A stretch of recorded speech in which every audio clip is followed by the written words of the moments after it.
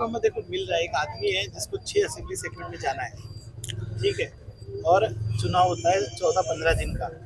MP election में ये possible नहीं है कि हर आदमी हर जगह पहुंचे, वो प्रयत्न कर रहा है। मुझे लगता है कि वो उस आदमी के जितना कोई नहीं भाग रहा है। बाले मामा सबको मिलेंगे, लेकिन ये एमपी का चुनाव है, नगर सेवक का नहीं है। यहाँ पर 2 दिन प्रचार होने वाला है भिवंडी में। 14 दिन को आप डिवाइड कीजिए 6 कंस्टिट्यूंसी से, कितने दिन बचते हैं? माहौल कमोबेश बेहतर है। कुछ छोटी छोटी पार्टियां, मैं नाम भी नहीं लेना चाहूँगा, वो इस तरीके से उतर आई है फील्ड में जैसे वार्ड का इलेक्शन है, कारपोरेशन का। अच्छा, उनको अगर दूसरी भाषा में वोट कटुआ कहा जाए तो गलत नहीं होगा? नहीं बोल सकते, मैं नहीं बोलूँगा। मैं बोलूँगा भी तो थोड़ा 2-4 दिन बीतने के बाद में मन से बोलूँगा। जो लोग मुजाहिद बनते और फिलिस्तीन तक जाने की बात करते हैं, और ये वार्ड वाले, ये इतने बड़े इलेक्शन है, 6 विधानसभा मतलब लगती है एक एमपी पे। शाहपुर है, मुरबाड़ है, कल्याण पश्चिम है, भिवंडी ईस्ट है, भिवंडी वेस्ट है, भिवंडी ग्रामीण है। तो जो आदमी लड़े कम से कम 6 के 6 जगह से कुछ वोट तो लाए। दोस्तों, आप देख रहे हैं नया इनकलाब टीवी न्यूज।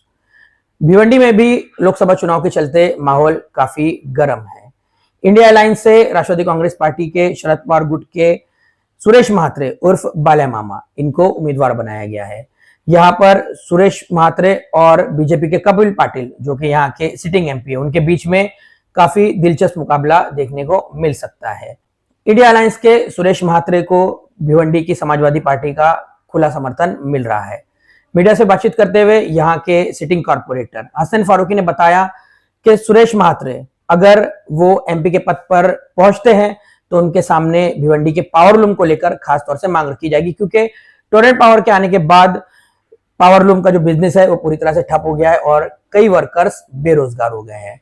टोरेंट पावर का जब तक कॉन्ट्रैक्ट है तब तक तो उसे हटाया नहीं जा सकता, लेकिन उसकी मनमानी पर रोक लगाने के लिए जरूर मांग रखी जाएगी। इस मौके पर हमने समाजवादी पार्टी के भिवंडी एमएलए रईस शेख से भी बात की। उनसे हमने सवाल किया कि वोट बंटने को लेकर आप किस तरह की कोशिशें कर रहे हैं, क्योंकि इंडिया अलायंस में समाजवादी पार्टी भी है और इंडिया अलायंस का जो भी उम्मीदवार चुनाव में खड़ा होगा उसका समर्थन समाजवादी पार्टी को करना होगा। इस पर रईस शेख का कहना था कि किसी भी तरह के वोट नहीं बट रहे हैं, क्योंकि जो ये चुनाव है वो संविधान को बचाने का चुनाव है और जनता अपनी नाराजगी का वोट डाल रही है। इसके साथ ही उनका कहना था कि अगर इंडिया अलायंस कामयाब होता है, उनकी सरकार बनती है, तो मुस्लिम समाज को वो शेयर जरूर दिया जाएगा जिसकी उम्मीद की जा रही है। इस मौके पर उन्होंने भिवंडी के निजामपुरा में मौजूद नूर शाह बाबर रहमतुल्लाह अलैह के आस्थाने पर चादर भी चढ़ाई। सर, इंडिया अलायंस की तरफ से प्रचार किया जा रहा है और हम देख रहे हैं कि एक बड़ी तब्दीली नजर आ रही है और ये कहा जा रहा है कि ये इलेक्शन संविधान को बचाने का है। क्या कहेंगे सर? देखिए, इलेक्शन संविधान को बचाना है, ये पूरे देश जान रहा है और इंडिया अलायंस की तरफ से हम लोग आज पूरा प्रचार कर रहे हैं। यहाँ पे हमारे कैंडिडेट जो है एनसीपी शरद पवार करके है, बाले मामा। वैसे हम पूरे महाराष्ट्र में प्रचार कर रहे हैं। कल मैं अरविंद सावंत जी के लिए, वर्षा गायकवाड़ जी के लिए अलायंस प्रचार कर रहा था और मुझे पूरी उम्मीद है हमारी पूरी टीम, हसन फारूकी साहब, सब लोग साथ में लगे हुए हैं और भिवंडी ईस्ट से सबसे बड़ी मार्जिन, सबसे बड़ी लीड हम लोग जो है इंडिया अलायंस को देने। वोट डिवाइड ना हो उसके लिए किस तरह की कोशिश कर रहे हैं आप लोग? कोई डिवाइड नहीं हो रहा वोट। इस बार ये चुनाव अलग है, पब्लिक का चुनाव है, कोई वोट डिवाइड नहीं हो रहा। कोई कुछ भी कहे, आप 6 जून पे आके मेरा इंटरव्यू लेना, देखना कोई भिवंडी का वोट डिवाइड नहीं हो रहा। तब्दीली देखने को मिलेगी, मतलब जो घर घर में पहुंचना चाहिए, बाले मामा का प्रचार होना चाहिए। बाले मामा के लिए पब्लिक मिलने के लिए तड़प रही है, तो बाले मामा लोगों से कब मिलेंगे? बाले मामा देखो मिल रहा है, एक आदमी है जिसको 6 असेंबली सेगमेंट में जाना है, ठीक है, और चुनाव होता है 14-15 दिन का। एमपी इलेक्शन में ये पॉसिबल नहीं है कि हर आदमी हर जगह पहुंचे, वो प्रयत्न कर रहा है। मुझे लगता है कि वो उस आदमी के जितना कोई नहीं भाग रहा है। बाले मामा सबको मिलेंगे, लेकिन ये एमपी का चुनाव है, नगर सेवक का नहीं है। यहाँ पर 2 दिन प्रचार होने वाला है भिवंडी में। 14 दिन को आप डिवाइड कीजिए 6 कंस्टिट्यूंसी से, कितने दिन बचते हैं? सर, ये जो निशानी है इसका थोड़ा पब्लिक आजकल बहुत चालाक हो गई है, निशानी घर घर पहुंच चुकी है, आपको पता ही नहीं चला। नहीं, कंफ्यूजन है सर कहीं ना कहीं इसको? कंफ्यूजन नहीं है, आप 4 जून को मिलेगा ना। नहीं, झपट्टा मारो के खाते में जो आ गई है तो उसके लिए क्या करेंगे? देखिए, महाराष्ट्र के अंदर पब्लिक बहुत जागरूक हो चुकी है। आप मेरा विश्वास कीजिए, ना निशानी का प्रॉब्लम है, ना ही कोई कंफ्यूजन है, ना ही वोट डिवीजन होगा। भिवंडी एक आवाज से बाले मामा को वोट दे रहा है। रईस भाई, आखिरी सवाल। संविधान को बचाने की बात आई, बड़ी तादाद में मुस्लिम समाज उतरा है और अपनी जिम्मेदारी निभा रहा है, नजर आ रहा है। आप लोग भी एक सेक्युलर पार्टी होने के नाते आपने इंडिया अलायंस का साथ दिया, जबकि पूरे महाराष्ट्र में एक भी मुस्लिम उम्मीदवार नहीं मिला एमपी का। तो क्या आपको उम्मीद लगती है कि ये जब कामयाबी इनको मिलेगी, जब आपको कामयाबी मिलेगी तो क्या वही आपको हुकूक पता है कि ऑलरेडी इमरान प्रतापगढ़ी जी एमपी है, मुसलमान है और महाराष्ट्र से। इस इलेक्शन की ये बात बात लोग सिर्फ बना रहे हैं, मैं इसको नहीं मानता। मुझे पूरी उम्मीद है कि जो हो गया वो हो गया। अब आप चुनाव में आगे बढ़ते हैं और मुझे उम्मीद है कि इंडिया अलायंस मुसलमानों को वो शेयर देगा पावर में जो देना चाहिए। ओके। हसन भाई, आज आप लोग यहाँ पर दरगाह के पास में मौजूद हैं बालिया मामा के समर्थन में, क्या कहना चाहेंगे? ऐसा है सर कि जो इंडिया अलायंस के हमारे अपने कैंडिडेट हैं बालिया मामा, और शहर की सभी पार्टियां सेकुलर कमोबेश बालिया मामा के साथ में है। ये मेरा अपना वार्ड है और हमारे एक बड़े भाई का मतलब यहाँ इंतकाल हो गया, मुन्ना बनारसी का, तो वो हिसाब से प्रोग्राम शॉर्ट है। और आज एक्चुअल में जो है 5:30 बजे कुबा अपना अड्डा जो होटल है वहाँ से बाइक रैली है जी। वो बाइक रैली जाएगी शांति नगर, गैबी नगर, वो सारों तरफ जाके फिर गैबी नगर में ऑफिस की ओपनिंग है रात में 8 बजे। तो मामा मतलब शेड्यूल था यहाँ का, माइनस किया गया। मामा आएंगे यहाँ पे, जो भी बड़े बूढ़े हैं थोड़ा सा मिलेंगे, नूर शाह बाबा दरगाह पे चद्दर चढ़ाएंगे और यहाँ से सीधा रैली में जाके अभी माहौल क्या चल रहा है चुनाव का? जैसे बालिया मामा यहाँ पर खड़े हुए हैं, कैंडिडेट है जी। इंडिया गठबंधन के, जी। तो क्या रिस्पांस मिल रहा है यहाँ से जनता का? माहौल कमोबेश बेहतर है। कुछ छोटी छोटी पार्टियाँ, मैं नाम भी नहीं लेना चाहूँगा, वो इस तरीके से उतर आई हैं फील्ड में जैसे वार्ड का इलेक्शन है, कारपोरेशन का। अच्छा, उनको अगर दूसरी भाषा में ओट कटुआ कहा जाए तो गलत नहीं होगा? नहीं बोल सकते, मैं नहीं बोलूँगा। मैं बोलूँगा भी तो थोड़ा 2-4 दिन बीतने के बाद में मन से बोलूँगा। जो लोग मुजाहिद बनते और फिलिस्तीन तक जाने की बात करते हैं, और ये वार्ड वाले, ये इतने बड़े इलेक्शन हैं, 6 विधानसभा मतलब लगती है एक एमपी पे। शाहपुर है, मुरबाड़ है, कल्याण पश्चिम है, भिवंडी ईस्ट है, भिवंडी वेस्ट है, भिवंडी ग्रामीण है। तो जो आदमी लड़े कम से कम 6 के 6 जगह से कुछ वोट तो लाए, जब ही हार जीत होएगी। हम लड़ने ही लायक नहीं है, लड़ रहे हैं, बस बोल देते हैं हमारा जमहूरी हक है। जमहूरी हक है तो लड़ो, आप जीतने के लिए लड़ो, ना कि इसका उसका वोट काट दो आप। नहीं तो जैसे कि उनको मालूम है कि इस वक्त नफरत का माहौल चल रहा है, दूसरी तरफ बीजेपी ये कह रही है कि 400 के पार और संविधान पर भी हमला बोला जा रहा है, तो सब कुछ जानबूझ करके जो है ये कैंडिडेट खड़े हो रहे हैं, तो उनके बारे में आप क्या कहेंगे? सर अभी क्या बोलूं, हमारे अपने जो उलमाए दीन लोग भी हैं वो भी बयान कर रहे हैं कि घर से लिख लो, अपने काम काज को छोड़ के लिख लो और वोट दो। मोदी की जो करतूत है वो पूरे हिंदुस्तान में नहीं पूरी दुनिया में पता है कि वो कर क्या रहा है। कोई ऐसा काम मतलब बेरोजगारी सर पे चढ़ के बोल रही है।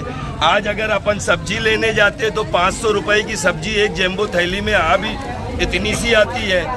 उसी तरीके से पावर लूम का हमारा मसला है। तो हसनैन भाई, जिस तरह आपने अभी चलते बाइट में रोक दिया गया अजान को सुनते हुए, इसी तरह बीजेपी जो माहौल बनाई है उसी पर आज नफरत फैली है, माहौल फैला है, उस पर आपने आज एक मिसाल कायम की है, तो उसको लेकर क्या कहना चाहेंगे? और एक बात है, जो बालिया मामा का चिन्ह है, लोगों में अभी भी कंफ्यूजन है कि ये चिन्ह बालिया मामा का है, तो लोगों में घर घर तक ये चिन्ह पहुंचा नहीं है। और एक जगह रईस शेख आपके उनको सपोर्ट कर रहे हैं, हर जगह उनके साथ जा रहे हैं, तो रईस शेख का जो चिन्ह है और इनका जो इंडिया गठबंधन का चिन्ह है, उसको लेकर क्या कहना चाहेंगे? पत्रकार साहब, ऐसा है कि हमेशा से, आज से नहीं, जब से हमने होश संभाला है, लोकसभा के इलेक्शन में हमेशा से भिवंडी शहर का वोट पंजे को जाता रहा है। ये बहुत जमाने बाद ऐसा अलग हुआ है। ठीक है, तुतारी निशानी है, हम हमारे बड़े बूढ़े सब लेके जा रहे हैं। और दूसरी चीज़ ऐसा है, मशीन के ऊपर ना तो पंजा रहेगा ना तो साइकिल रहेगी। रईस शेख साहब इंडिया अलायंस में है, समाजवादी इंडिया अलायंस में रईस शेख साहब की पूरी टीम पूरे दिल से लगी है। और हमारा अपना सोचना है और हमारी पूरी टीम की मेहनत रहेगी तो भिवंडी ईस्ट से बालिया मामा सबसे ज़्यादा वोटों से लीड करेंगे इंशाल्लाह। कल एक प्रेस कॉन्फ्रेंस की गई एक पार्टी की तरफ से और बाले मामा पे निशाना साधते हुए कहा है कि ये बरसाती मेंढक सिर्फ बरसात में निकलते हैं, तो इनको ऐसे लोगों को क्या जवाब देंगे? कैसा है ये चुनावी जुमला है। बरसाती मेंढक यहाँ के जितने भी नेतागण हैं, अगर मैं ये एक सवाल कर लूँ कि भिवंडी शहर बुनकरों का है, पावर लूम का है, आज से 15-20 साल जो भी पिछला टाइम गया, जो भी नेतागण है, वो कांग्रेस के होए कि कोई भी पार्टी के होए, भिवंडी शहर के लिए उन्होंने क्या किया? बुनकरों के लिए कोई चीज लाए या कोई मेडिकल कॉलेज बनाए, कोई ऐसी यूनिवर्सिटी बनाए कि जहाँ पे बच्चे पढ़े? कुछ नहीं। एक BNN कॉलेज है, स्कूल की हालत खस्ता है। रईस शेख के आने से जो भिवंडी ईस्ट में, ठीक है, 5-10 साल जब कोई काम ही नहीं हुआ तो उनको नाली का भी काम करना है, गटर का भी काम करना है। मेरा अपना वार्ड है बिल्कुल छोटा सा, ठीक है, स्कूल मैंने बनाई थी, जिम मैंने बनाई थी, अंसारी प्लेग्राउंड बनाया था, 10 साल में पूरा फिनिश हो गया।